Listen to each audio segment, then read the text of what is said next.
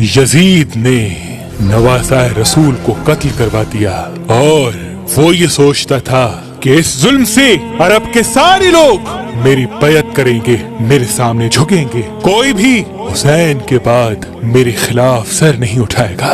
लेकिन जब रसूल अल्लाह की बेटियां कैद होके कूफा और शाम के बाजारों से गुजरी, उनके खुतबे सुनते सुनते लोगों के मुर्दा ज़मीर जागने लगे और यूं यजीद के खिलाफ बगावत पैदा हो गई। हर कोई ये सोचने लगा कि इस्लाम अल्लाह का दीन है, मोहम्मद मुस्तफा अल्लाह का रसूल है और ये खानदान अल्लाह का महबूब तरीन खानदान है। जिसने इसके साथ जुल्म किया उसको बादशाह कहना सबसे बड़ा गुनाह होगा। और यूं मदीने वालों ने यजीद की बैयत से इनकार कर दिया। यजीद ने मदीने पे हमला किया। तारीख ने लिखा 3 दिन तक यजीद की फौज मस्जिद नबवी में अपने घोड़ों को बांध के असहाबे रसूल की नामूस के साथ बेहुरमती करते रहे और यूं मक्के से भी यजीद के खिलाफ बगावत बढ़ने लगी। फिर यजीद ने खाना काबा पे हमला किया और खाना काबा को आग लगा दी। इस वाक़ये को वाक़या हिरा के नाम से आज भी याद किया जाता है। हर कोई यजीद पे लानत करता रहा, लेकिन यजीद किसी को अपने खिलाफ देखता तो उसका सर कलम करवा देता था। लेकिन अल्लाह की अदालत इंसाफ करती है।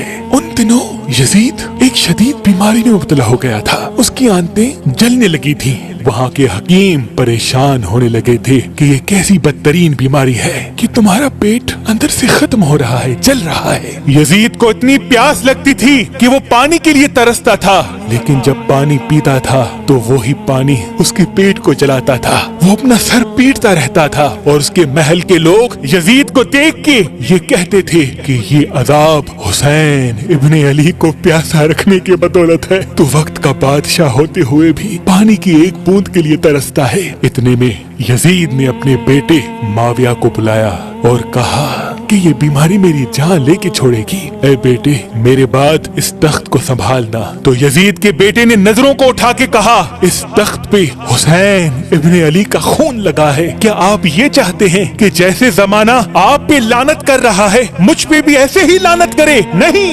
नवासाए रसूल के खून से आलूदा है ये तख्त और ऐसे तख्त पे मैं लानत करता हूँ। यजीद हैरत से देख रहा था। यजीद के महल के लोग अफसोस कर रहे थे। उन दिनों अरब के बदतरीन नशे को यजीद के सामने पेश किया जाता था ताकि यजीद नशे में रहे और उसको ये